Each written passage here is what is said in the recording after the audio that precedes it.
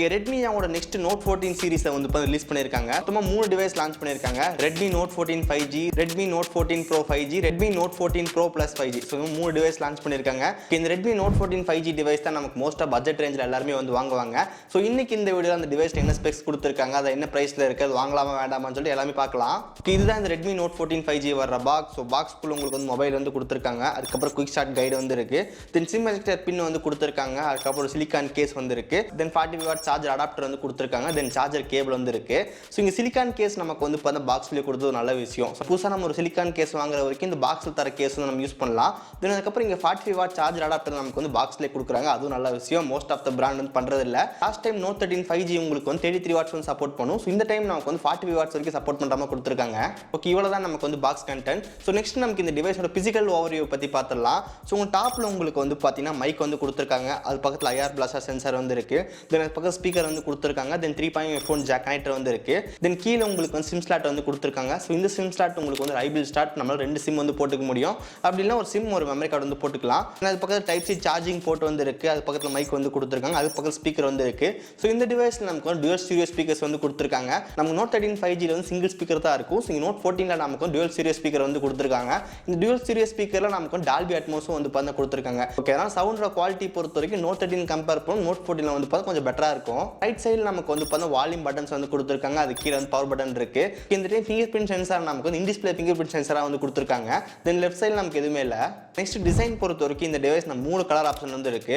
ஒன்று பிளாக், இன்னொன்று வந்து ஒயிட், இன்னொன்று பர்பிள் கலரில் வந்து பார்த்தா கொடுத்துருக்காங்க. ஸோ இதில் மோஸ்ட்டாக நமக்கு அந்த ஒயிட் கலர் பார்க்க நல்ல ஒரு ப்ரீமியம் லுக்காக வந்து இருக்கு. இந்த டிவைஸோட பில் குவாலிட்டி பொறுத்த வரைக்கும் இது வந்து பார்த்தா கம்ப்ளீட்டாக பிளாஸ்டிக் தான். ஸோ இங்கே வெயிட்டை பொறுத்த வரைக்கும் 190 கிராம் வெயிட் வந்து கொடுத்துருக்காங்க. திக்னஸ் பொறுத்த வரைக்கும் 7.9 mm திக்னஸ் வந்து கொடுத்துருக்காங்க. லாஸ்ட் டைம் Note 13 மாதிரி இங்கேயும் Note 14 நமக்கு வந்து ரொம்ப லைட் வெயிட்டாக வந்து இருக்கும். ஸோ அதில் எந்த பிரச்சனையும் வந்து கிடையாது. நெக்ஸ்ட் டிஸ்பிளே பொறுத்த வரைக்கும் 6.67 inches full HD plus super AMOLED display வந்து கொடுத்துருக்காங்க. 120 Hz ரெஃப்ரெஷ் ரேட் வந்து இருக்கு. 2100 நீட் ஸ்பீக் பிரைட்னஸ் வந்து கொடுத்துருக்காங்க. ஓகே, பெசல்ஸ் பொறுத்த வரைக்கும் ரொம்ப கம்மியாக வந்து பார்த்தா கொடுத்துருக்காங்க. ஸோ நீங்கள் வீடியோஸ்லாம் பார்க்கும்போது நல்லாவே இருக்கும். இந்த டிவைஸோட ஃப்ரண்ட்லேயே நமக்கு வந்து இன்டிஸ்பிளே ஃபிங்கர் பிரிண்ட் சென்சார் வந்து கொடுத்துருக்காங்க. எனக்கு பர்சனலாக சைட் மவுண்டோட இன்டிஸ்பிளே ஃபிங்கர் பிரிண்ட்ஸ் ரொம்ப பிடிக்கும். அதுக்கப்புறம் SDR10+ சர்டிஃபிகேட் வந்து இருக்கு. ப்ரொடக்ஷன் பொறுத்த வரைக்கும் கார்னிங் 5 வந்து கொடுத்துருக்காங்க. டிஸ்பிளே பொறுத்த வரைக்கும் நம்ம ஓவராலாக வந்து நல்ல டிஸ்பிளேல எந்த பிரச்சனையும் வந்து கிடையாது. கலர்ஸ் எல்லாமே ரொம்ப நீட்டாக இருக்கும். ஸோ டிஸ்பிளே நமக்கு இங்கே சூப்பராக வந்து கொடுத்துருக்காங்க. ஓகே, நெக்ஸ்ட் ப்ராசர் பொறுத்த வரைக்கும் MediaTek Dimensity 7025 Ultra வந்து கொடுத்துருக்காங்க. ஸோ இந்த ப்ராசர் AnTuTu ஸ்கோர்ஸ் பொறுத்த வரைக்கும் நம்ம நியர்லி வந்து பார்த்தோம்னா 4.6 lakhs அந்த அளவுக்கு வந்து ஸ்கோர் வந்து கிடைக்குது. இந்த டிவைஸோட பர்ஃபார்மன்ஸ் பொறுத்த வரைக்கும் நமக்கு நார்மலான கேஷுவல் யூசேஜில் எந்த பெரிய பிரச்சனை வந்து கிடையாது. நான் நீட்டாக வந்து பார்த்து ரன் ஆகுது. இங்கே ப்ராப்பரான அனிமேஷன் வந்து கொடுத்துருக்காங்க. போன டைம் Redmi Note 13 5Gல வந்து பார்த்தா அனிமேஷன் சுத்தமாக இருக்காது. பட் இந்த டைம் நமக்கு அனிமேஷன் வந்து பார்த்தா கொடுத்துருக்காங்க. பட்ஜெட் டிவைஸில் அனிமேஷன் நமக்கு நல்லா ரொம்ப ஃப்ளூயிடாக வந்து எதிர்பார்க்க முடியாது. பட் இருந்தாலும் நமக்கு ஒரு ப்ராப்பரான அனிமேஷன் இருக்கிறதே கொஞ்சம் பெரிய விஷயம். ஸோ இங்கே நல்லா இருக்கு. மல்டிபிள் ஆப்ஸ் நம்ம ஓப்பன் பண்ணி க்ளோஸ் பண்ணும்போது வந்து சின்ன லேக் நம்மளால ஃபீல் பண்ண முடியுது. இப்போ எக்ஸாம் செட்டிங்ஸ் ஆப் வந்து ஓப்பன் பண்ணி க்ளோஸ் பண்ணும்போது என்னால் வந்து ஜஸ்ட் ஒரு ஃப்ரேம் ட்ராப் வந்து நோட்டீஸ் பண்ண முடியுது. சின்ன லேக் வந்து இருக்குது. டிவைஸில் வந்து பெருசாக கேமிங் எக்ஸ்பெக்ட் பண்ண முடியாது. பட் ஒரு அளவுக்கு டீசென்டான கேமிங்ஸ் வந்து நம்ம ப்ளே பண்ணிக்க முடியும். இந்த டிவைஸோட பிரைஸ் நமக்கு வந்து 19,000 கிட்ட வச்சிருக்காங்க. ஸோ அந்த பிரைஸுக்கு நமக்கு வந்து இன்னும் கூட கொஞ்சம் பெட்டரான ப்ராசர் வந்து கொடுத்துருக்கலாம். ஏன்னா நமக்கு இதை விட ரொம்ப கம்மியான பிரைஸ்லேயே நமக்கு CMO Phone 1 அதுக்கப்புறம் Realme P1 வந்து சேல் பண்ணிருக்காங்க. அது இன்னும் கூட நமக்கு கொஞ்சம் பெட்டரான பர்ஃபார்மன்ஸ் வந்து இருக்கு. பர்ஃபார்மன்ஸ் பொறுத்த வரைக்கும் நம்ம நார்மலாக டே டு டே யூசேஜ் நமக்கு வந்து பெரிய பிரச்சனை வந்து கிடையாது. நீட்டாக வந்து யூஸ் பண்ணிக்க முடியும். ப்ராசர் பொறுத்த வரைக்கும் நல்ல ப்ராசர் தான். பட் இந்த டிவைஸில் இந்த பிரைசிங் கொடுத்தது வந்து பார்த்தீங்கன்னா கொஞ்சம் ஏற்றுக்கொள்ள முடியாத மாதிரி இருக்கு. பேட்டரி பொறுத்த வரைக்கும் 5100 mAh பேட்டரி வந்து கொடுத்துருக்காங்க. தென் 45 வாட்ஸ் ஃபாஸ்ட் சார்ஜிங் சப்போர்ட் வந்து இருக்கு. அந்த சார்ஜர் நமக்கு வந்து பாக்ஸ்லேயே கொடுத்துட்றாங்க. முதல்ல சொன்ன மாதிரி தான் லாஸ்ட் டைம் நமக்கு 33 வாட்ஸ் வந்து சப்போர்ட் இருந்துச்சு. ஸோ இந்த டைம் 45 வாட்ஸ் வந்து கொடுத்துருக்காங்க. ரீசெண்டாக ரன் ஆகிட்டு இருக்க அந்த HyperOS நிறைய பேர் பேட்டரி கம்ப்ளைண்ட் வந்து பண்ணுறாங்க. ஸோ முடிஞ்ச அளவுக்கு வந்து பார்த்தா HyperOS 2.0 ஃபிக்ஸ் பண்ண நல்லா இருக்கும். நெக்ஸ்ட் சாஃப்ட்வேர் பொறுத்த வரைக்கும் வந்து பார்த்தா HyperOS வந்து கொடுத்துருக்காங்க. Android 14 வந்து பேஸ் பண்ணுது. இது நமக்கு அந்த பழைய 1.0 அந்த வருஷம் தான் வந்து கொடுத்துருக்காங்க. இன்னும் 2.0 நமக்கு வந்து பார்த்தா கொடுக்கல. ஓகே, நமக்கு Android 15 நமக்கு ஸ்டேபிள் க்ளோட் வந்து ஸ்டார்ட் ஆக ஆரம்பிச்சிருச்சு. நமக்கு HyperOS 2.0 பீட்டா வந்துருச்சு. ஸோ இந்த டிவைஸில் நமக்கு வந்து ப்ரீ இன்ஸ்டால்டாக வந்து பார்த்தா கொடுத்துருக்கலாம். பட் ஆனால் அவங்க வந்து பார்த்தா கொடுக்கல. ஸோ நெக்ஸ்ட் வந்து பார்த்தா அப்டேட்டில் தரோன்ற மாதிரி சொல்லுவாங்க. ஸோ இந்த டிவைஸோட அப்டேட் பொறுத்த வரைக்கும் நமக்கு 2 இயர்ஸ்க்கான மேஜர் ஆண்ட்ராய்டு அப்டேட், தென் 4 இயர்ஸ்க்கான செக்யூரிட்டி பேட்ச் கொடுப்போம் அப்படின்னு சொல்லியிருக்காங்க. நம்ம கூடி சீக்கிரமே HyperOS 2.0 இந்த டிவைஸ்க்கு வந்து பார்த்தா வந்துடும். அப்போ நமக்கு ஒரு மேஜர் அப்டேட் வந்து பார்த்தா கொடுத்தாச்சுன்ற மாதிரி கணக்கு காட்டிடுவாங்க. இன்னும் ஒரு மேஜர் அப்டேட் வந்து கொடுக்கணுன்ற மாதிரி சொல்லிடுவாங்க. ஸோ என்னென்னலாம் பண்ணுறாங்கன்னு வந்து பாருங்க. இதுக்கு நம்ம லான்ச் பண்ணும்போதே நமக்கு HyperOS 2.0 கொடுத்துருந்தா இன்னும் நம்ம 2 ஆண்ட்ராய்டு வெர்ஷன் யூஸ் பண்ணியிருக்கலாம். ஒன்றும் பண்ண முடியாது. ஹைப்பர் வாய்ஸ் பற்றி சொல்லணும் அப்படின்னு நல்ல ஒரு ஹெவி ஸ்கின் இது, நல்ல கஸ்டமைசேஷன் நம்மளால் ஹெவியாக வந்து பண்ணிக்க முடியும். கஸ்டமைசேஷன்லேயே ரொம்ப ரொம்ப பிடிச்ச ஸ்கின்னாக வந்து பார்த்து MIUI சொல்லலாம். நமக்கு 1UIயில் நிறைய கஸ்டமைசேஷன் இருக்கும், பட் ரெட்மி நம்ம நிறைய கஸ்டமைசேஷன் வந்து கொடுத்துருப்பாங்க. குறிப்பாக நமக்கு இந்த ஹைப்பர் வாய்ஸில் இருக்க தீம்ஸ் எல்லாமே ரொம்ப ரொம்ப சூப்பராக வந்து கொடுத்துருப்பாங்க. பட் சாம்சங்கில் அந்தளவுக்கு தீம்ஸ் வந்து இருக்காது. இங்கே ஹைப்பர் வாய்ஸ் நம்ம சூப்பரான தீம்ஸ் எல்லாமே கொடுத்துருப்பாங்க. இந்த டிவைஸ் நம்ம நிறைய ப்ளூடூத் ஆப்ஸ் நிறையவே இருக்குது, நிறைய ஆப்ஸ் அதுக்கப்புறம் கேம்ஸ் எல்லாமே கொடுத்துருக்காங்க.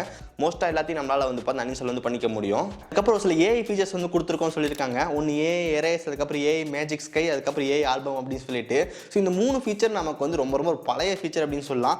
முதல்லயே அந்த ஃபீச்சர்லாம் இருக்குது, பட் இப்போ எதுக்கு வந்து இந்த ஃபீச்சரை கொடுத்து ஏன்ற மாதிரி சொல்கிறாங்கன்னு தெரியல. நீங்கள் நம்பல அப்படின்னா இந்த வீடியோ வந்து பாருங்கள். ஸோ இந்த டிவைஸ் வந்து Redmi 5A. ஸோ இந்த டிவைஸில் வந்து பாருங்கள், கேலரிக்குள்ள நமக்கு இமேஜ் இருக்குது. அந்த இமேஜுக்குள்ள எடிட் ஆப்ஷன் போனோம் அப்படின்னு லாஸ்ட்டில் எரேஸ்ன்னு இருக்கும். அந்த எரேஸ் செலக்ட் பண்ணோம் அப்படின்னா மேனுவலாக செலக்ட் பண்ணும்போதே நமக்கு எரேஸ் வந்து ஆகும். ஸோ ஹீலிங் டூல் மாதிரி ஒர்க் ஆகும். ஸோ இப்போ நமக்கு இது எந்த மாதிரி ஒர்க் ஆக போகுது, எந்த மாதிரி இம்ப்ரூவ் பண்ணியிருக்காங்கன்னு தெரியல. அதுக்கப்புறம் இந்த மேஜிக் ஸ்கையும் நமக்கு வந்து பார்த்தா ஒரு பழைய ஃபீச்சர் தான், நான் முதலே வந்து பார்த்து யூஸ் பண்ணியிருக்கேன். அதுக்கப்புறம் AI ஆல்பம் லேஅவுட் அப்படின்னு சொல்லி கொடுத்துருக்காங்க. ஆல்பம் லேஅவுட்ல நமக்கு ஒரு டிஃபால்ட்டான ஒரு ஃபோட்டோ எடிட்டே நமக்கு வந்து பண்ணும். கேலரியில் நம்ம நிறைய ஃபீச்சர்ஸ் வந்து கொடுத்துருப்பாங்க.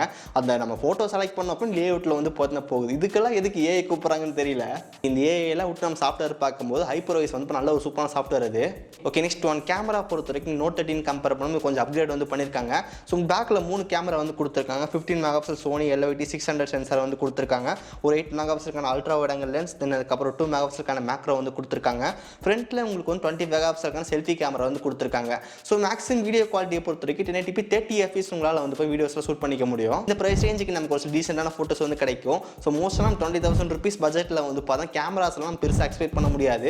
20,000 ப்ரைஸ் ரேஞ்சில் பர்ஃபார்மன்ஸ் தான் ரொம்ப முக்கியத்துவம் வந்து கொடுத்துருப்பாங்க. கேமராக்கு வந்து முக்கியத்துவம் கொடுத்துருக்க மாட்டாங்க. ஸோ இங்கே நமக்கு ஒரு டீசெண்டான ஃபோட்டோஸ் எடுக்கும். இந்த டிவைஸில் 5G பொறுத்த வரைக்கும் 7 5G பேண்ட் வந்து கொடுத்துருக்காங்க. ப்ளூடூத் 5.3 வந்து இருக்குது, Wi-Fi 5.0 வந்து கொடுத்துருக்காங்க. ஸோ NFC எதுவும் வந்து கிடையாது. ரேம் டைப் பொறுத்த வரைக்கும் LPDDR4 ரேம் வந்து கொடுத்துருக்காங்க. UFS 2.2 ஸ்டோரேஜ் சப்போர்ட் வந்து இருக்கு.